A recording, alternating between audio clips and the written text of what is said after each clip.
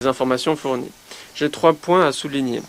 Tout d'abord, le Royaume-Uni se félicite de la signature la semaine dernière des accords de Washington et de l'accord cadre de Doha le mois dernier.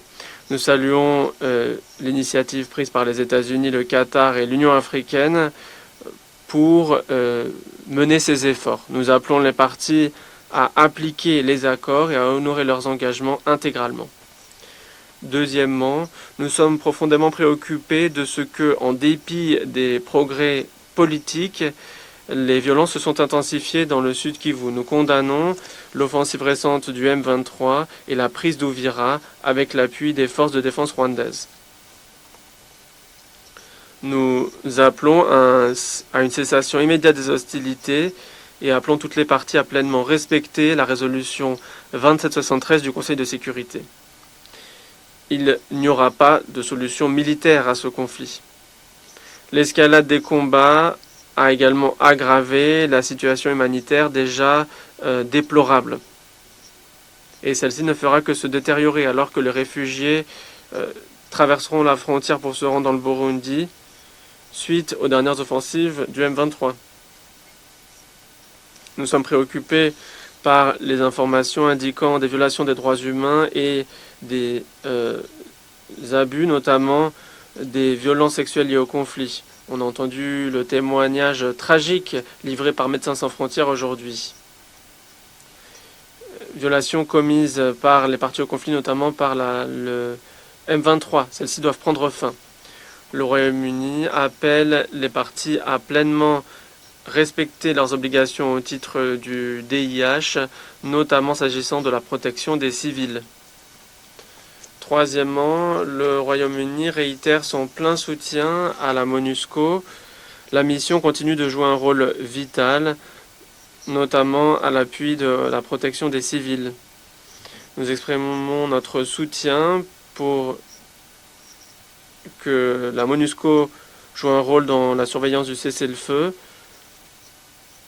afin d'avancer vers la paix et la sécurité grâce aux gains obtenus par le processus politique. La MONUSCO ne doit pas être entravée.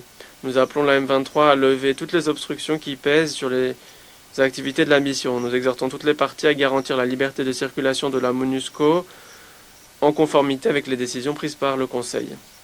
Monsieur le Président, le Royaume-Uni exhorte toutes les parties à saisir l'occasion qui leur est donnée d'arriver à la paix, la prospérité, la sécurité que le peuple de l'Est de la RDC mérite tant. Je vous remercie.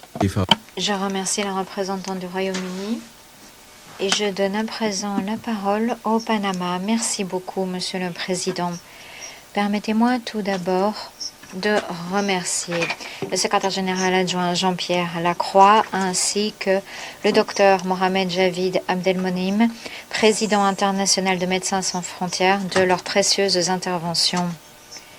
Leur travail sur le terrain permet de sauver des vies malgré les violences extrêmes. Ce travail mérite d'être salué. Nous déplorons la perte de vos collègues dans l'exercice de leurs fonctions. Nous saluons également la présence de son Excellence, la ministre des Affaires étrangères de la République du Congo, Thérèse Kawinkwaba Wagner, et nous saluons la présence des représentants permanents du Rwanda et du Burundi lors de notre séance.